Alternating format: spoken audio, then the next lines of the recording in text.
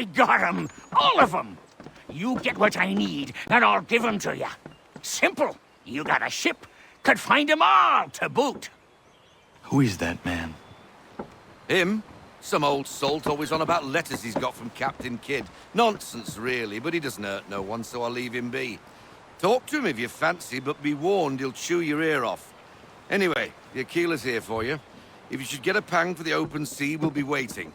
Now, I implore you to head up the hill before the old man comes out of retirement just for me.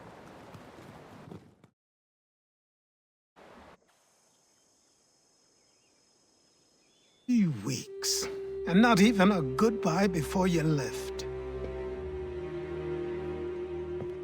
Sorry. Well, what are you waiting for?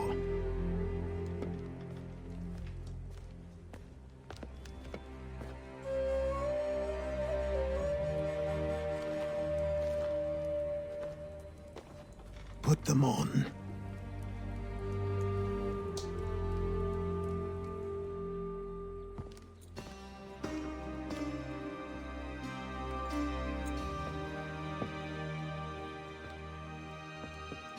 Once upon a time, we had a ceremony on such occasions. But I don't think either of us are really the type for that. You've your tools and training, your targets and goals. And now you have your title. Welcome to the Brotherhood, Connor.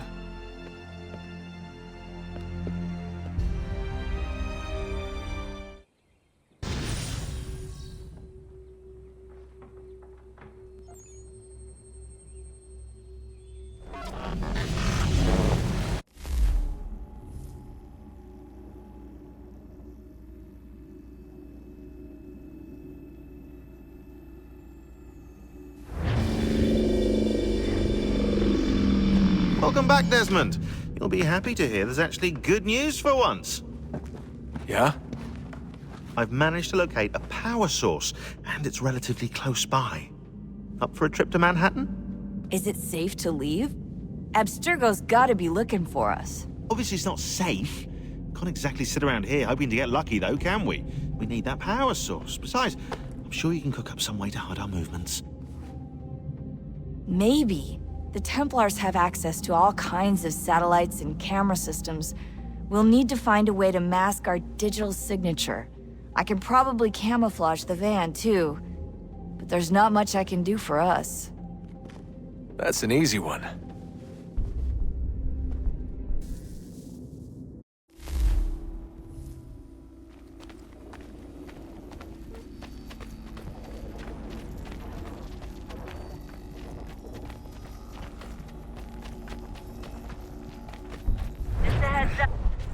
Local utility companies have assured the public that they're completely prepared for the upcoming solar maximum. Disruptions to service are expected to be minimal. If only they knew.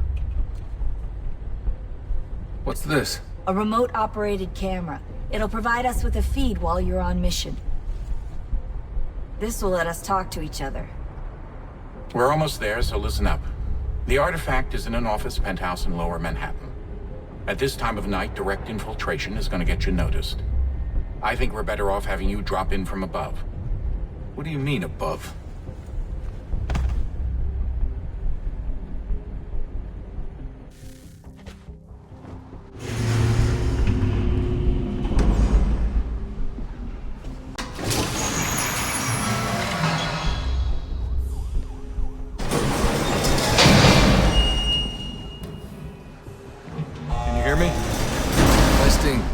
Testing, 1, 2, 3.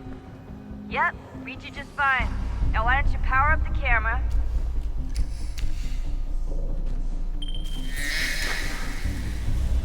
I've got pictures. Running diagnostics. Perfect. I've got a nice, strong signal.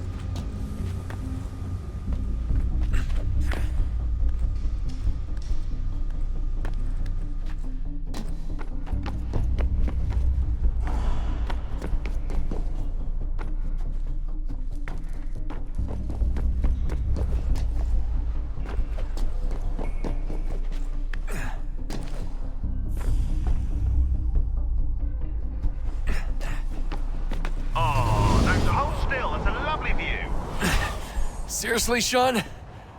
Fuck you.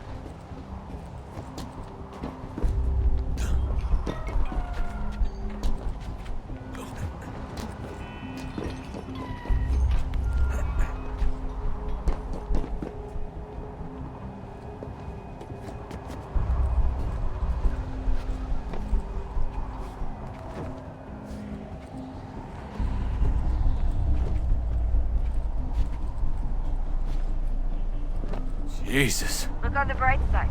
No security to worry about. And on the not so bright side, the slightest misstep means you're effectively hazed. Shut up, Sean.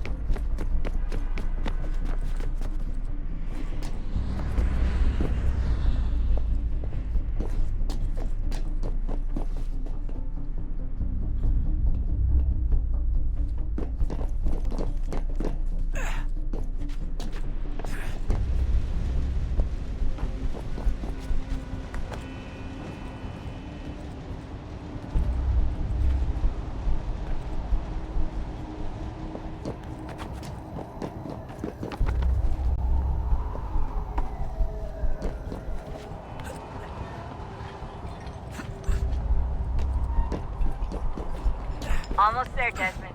Once you reach the top of the lit-up crane, you should be high enough to make the jump. Should? It'll be fine, don't worry. Well, you might want to worry a little. I'm pretty sure she was high when she was running the numbers. Sean! A joke. It was a joke. Or was it?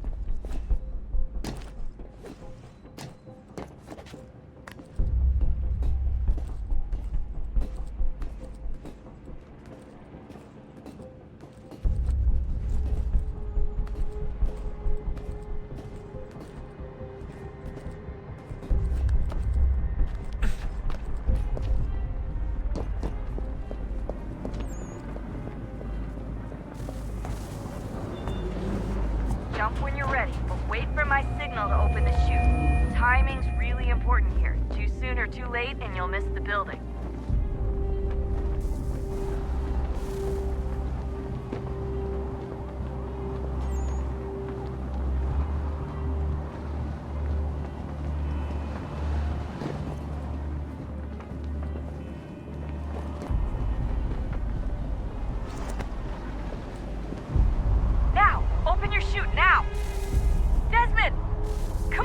running out of time!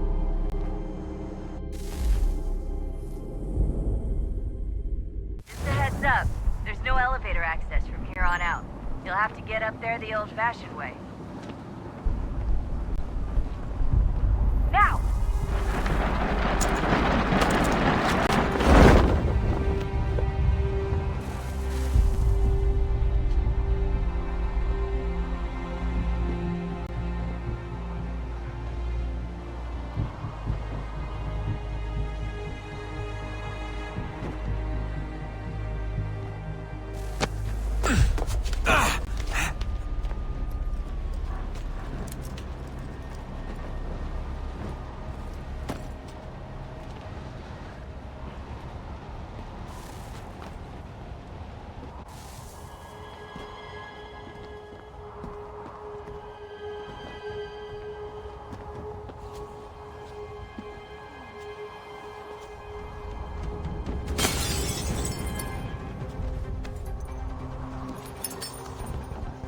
That wasn't so bad. So, you must be Desmond. Not exactly what I expected, but I guess your kind doesn't have many options these days. Who are you? Ask your father. Now give me that.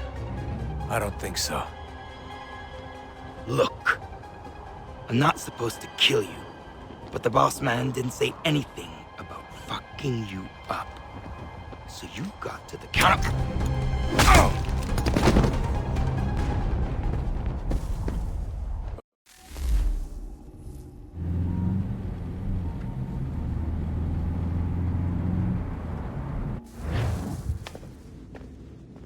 So who the hell is Daniel Cross? Believe it or not, he used to be an assassin. The assassin, the way I've heard it told, but it turned out he was a sleeper agent for Abstergo, programmed to infiltrate and destroy the organization. How did he know you were there? We could be compromised. They must have caught me snooping inside their network and sent Cross to see what we were after. If they were aware of our current location, we'd know. Though, I will say this. Doesn't bode very well for future expeditions. I've set up some cameras topside. If anyone shows up, we'll see it. I'd suggest you go see about finding a socket for that power source. Or we can return to Connor if you prefer. All the artifacts in the world won't mean a thing without the key.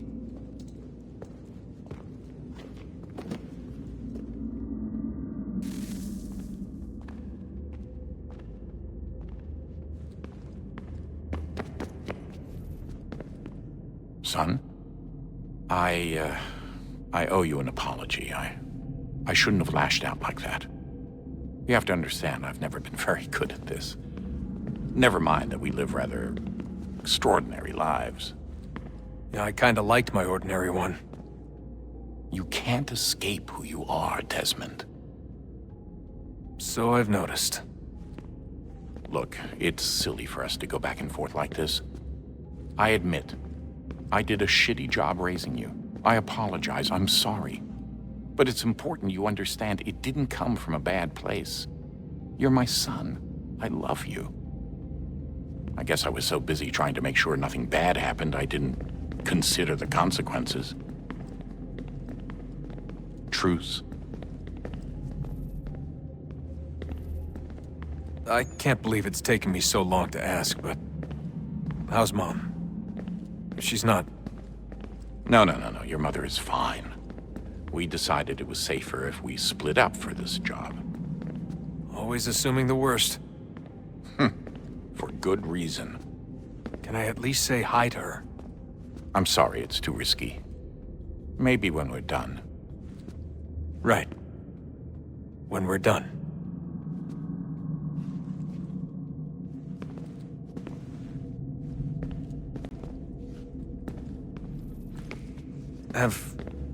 Have we ever tried to make peace with the Templars? Throughout our history, there have been moments. Several, in fact. But it's impossible. There are existential differences, insurmountable. If there were to be unity, it wouldn't be a truce so much as a submission. But knowing what's about to happen, wouldn't it make sense to try and talk to Vidic? Come to an arrangement, even if it's only temporary? We'd all be so busy watching our backs, nothing would get accomplished. Imagine that. We're more productive at war. Well, have we ever tried sending in someone? Doing to them what they did to us with Lucy? Or Cross? We have, and it's never worked. We've sent people who were either too weak and found themselves turned, or too strong and were unable to carry out the charade. I just feel like we all want the same thing. We use the same words, but that's all they are, words. In the end, it all comes down to freedom. We seek it, they detest it. And so there's never an end to the fight. Not until one side is completely gone. Is that even possible? Probably not. Our two groups have existed in one form or another since, well, since forever. But things can be better than they are. And that's something.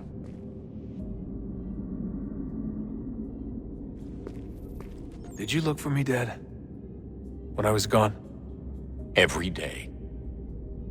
Come on. I mean it. Every night I'd look, searching for your name or variations of it, hoping you'd slip up. Abstergo only found you first because they had better access. A few more days and it would have been me. Well, I'm here now. And I'm glad.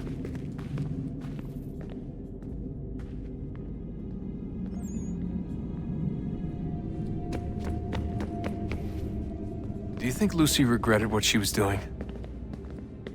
I used to think I knew her well, but clearly that wasn't the case. So I really can't give you an honest answer. She seemed so sincere, though. Like she really wanted to make a difference. Yes, well, when I first met him, I thought the same thing about Cross. It just keeps happening over and over again. What does? Everything. Don't get weird on me, Desmond. No, it's fine. I'm fine. Don't worry. All right, then. You should think about getting back in the Animus. We've got to find that key. We should probably get back to Connor. Come on, son. We got work to do.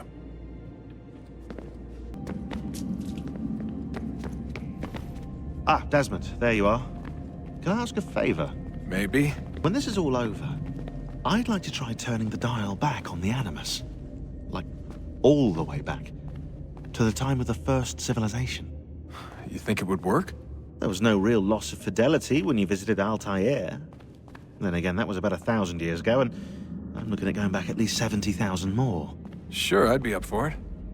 It'd be interesting to see what things were like back then. Excellent. I think it would prove most enlightening. So this is how it started. What are you up to? Just brushing up on my American history. I say history. They certainly teach you strange things in the States. Like what? Well, for all the talk of this being a revolutionary war, it was a civil one. Well, not that kind of civil. I mean, there was no America versus Britain. It was Brit on Brit action. And you can clearly see how the whole thing got started. One war gave birth to the other. You mean the 7 Years' War? Exactly. Seems the Crown overspent in its attempt to keep the French out, wound up with a great deal of debt. Believing that the colonists should help to shoulder the burden, new taxes were created. It was a reasonable request, even if Parliament was rather, well, undiplomatic about it. Well, it's not really fair to tax people for a war they didn't want any part of. What? Didn't want any part of? Did you not notice George Washington with Edward Braddock? He was right there in the middle of it. So here you have the Crown spending who knows how much money to secure a place for the colonists to thrive, and then, when they ask for a little bit of help... Right, look, think of it this way. King George and the colonists, they all go out to dinner, right? And when the bill comes, George asks for them to kick in and pay their share. Fair enough. But keep in mind, he's been taking them out to dinner gratis for decades now. But the colonists, oh no, they insist they only had a glass of water and a side salad. Never mind the tables full of half-eaten food and empty bottles of wine. Now, when the king points this out, what do the colonists do? Oh, they flip the table over and they storm out the restaurant. Probably intending to return later and burn it down. You left out the part where the king pointed a gun at the colonists and asked them to cover dinner for everyone in the restaurant. Right, yeah, interesting take. If he pulled out a gun, and I'm not sure he did, it would only have been after the 100th failed attempt at getting them to pay their fair share. But how do you define someone's fair share? Oh, well, with a war, apparently. I wonder how many other places like this exist. There are dozens of them. all over the world. And somehow no one's ever found one before us. I don't think that's true. Oh? When I was at Abstergo, Vidic talked about silencing discoveries made by non-Templars. And I'm sure Abstergo has dug up plenty. The things they must know. Regretting throwing in with us? No.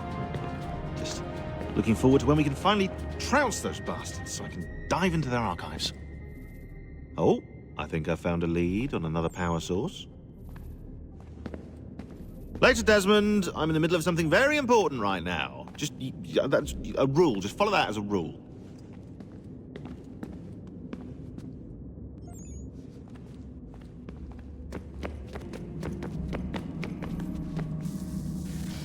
Good luck, Desmond. These are troubled times. The already uneasy alliance between the Crown and its subjects frays. And behind them both the Templars plot, pulling strings and moving pieces. History dictates they seek order through control. But how will they affect it here? Who supports them? And what conspiracies have they already spun? All these things I must determine. For only by knowing my enemy can I hope to stop them.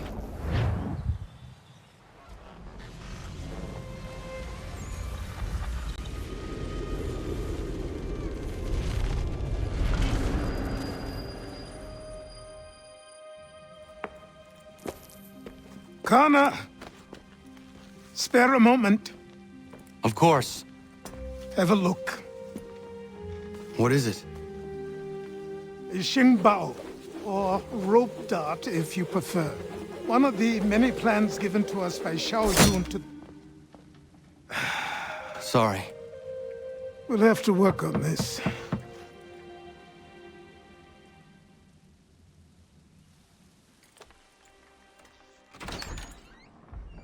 Ganondogo, Yes, my friend. what brings you here? Is the village all right? For now. What do you mean? What has happened? Men came, claiming we had to leave. They said that the land was being sold, and that the Confederacy had consented. We sent an envoy, but they would not listen. You must refuse! We cannot oppose the Sachem, but you're right as well. We cannot give up our home. Do you have a name? Do you know who is responsible? He's called William Johnson. Where is Johnson now? In Boston, making preparations for the sale. Sale! This is theft! Connor, take care. These men are powerful. What would you have me do? I made a promise to my people. If you insist upon this course of action, seek out Sam Adams in Boston. He'll be able to help.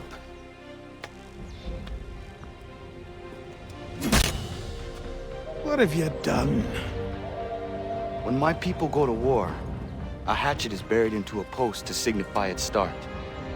When the threat is ended, the hatchet is removed. You could have used a tree.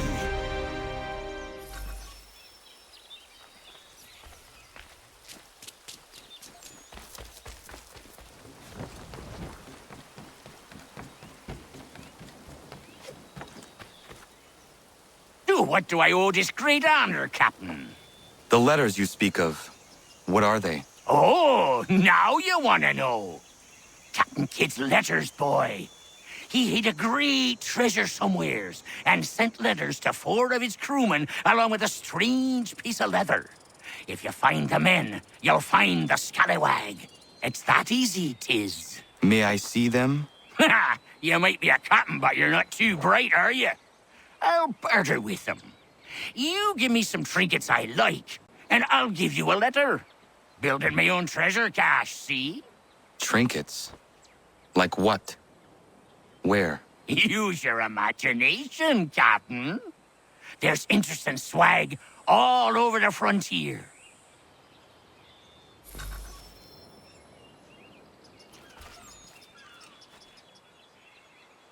What you got for me? That won't do it, boy. Get some more and then we'll barter.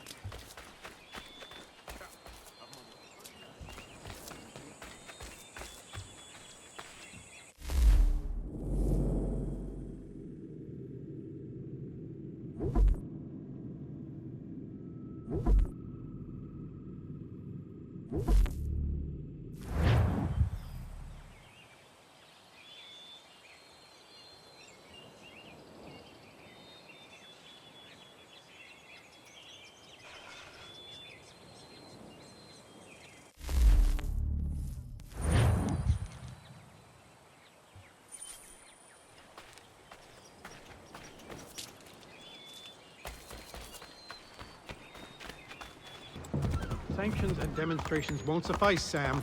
We need to act, and I'm talking about more than a sternly worded letter. I sympathize with your frustrations, gentlemen.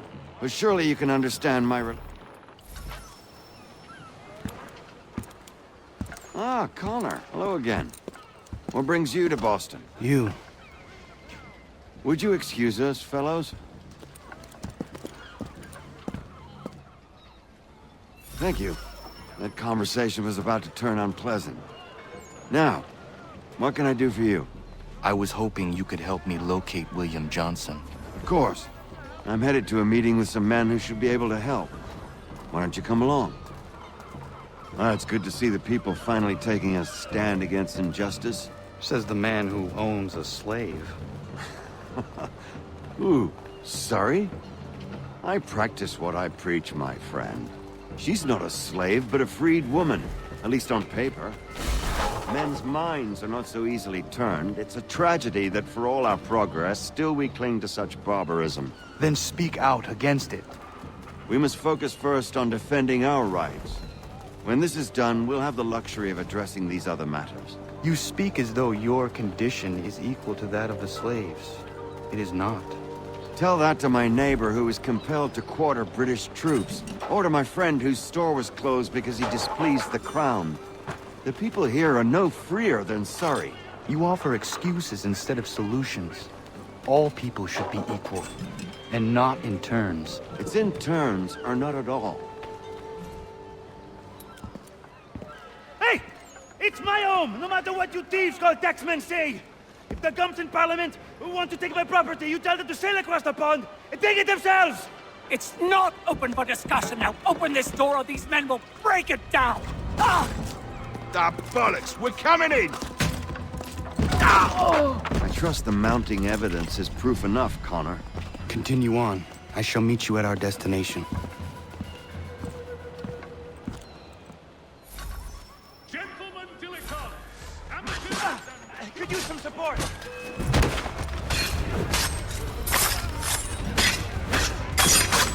Come on, you lumberbacks!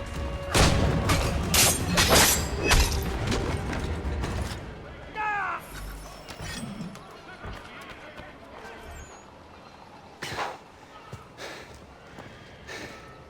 Justice for once. I dare the governor to send more. You all right? I'm fine. It's not my first dance. For all their teeth and claws, these little foxes, they fight like puppies. Thank you, my friend. I'd buy you an ale, but I'm expected somewhere else.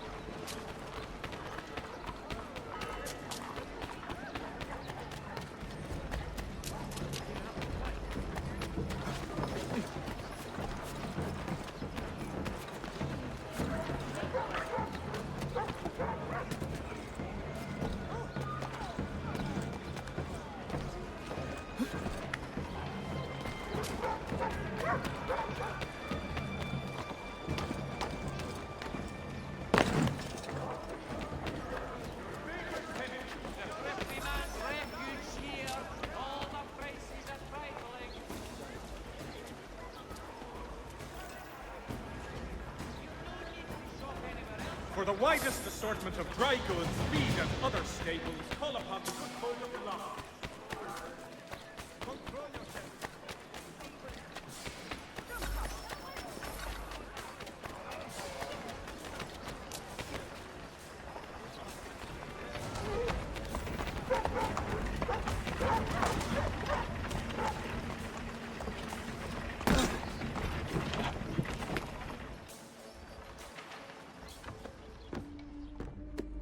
Connor, I'd like you to meet some like-minded friends.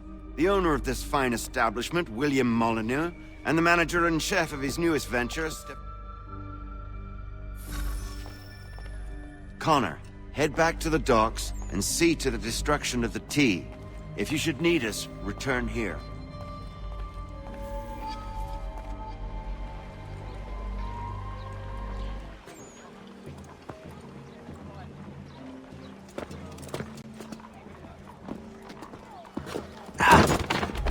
Pardon me. Come on, mate.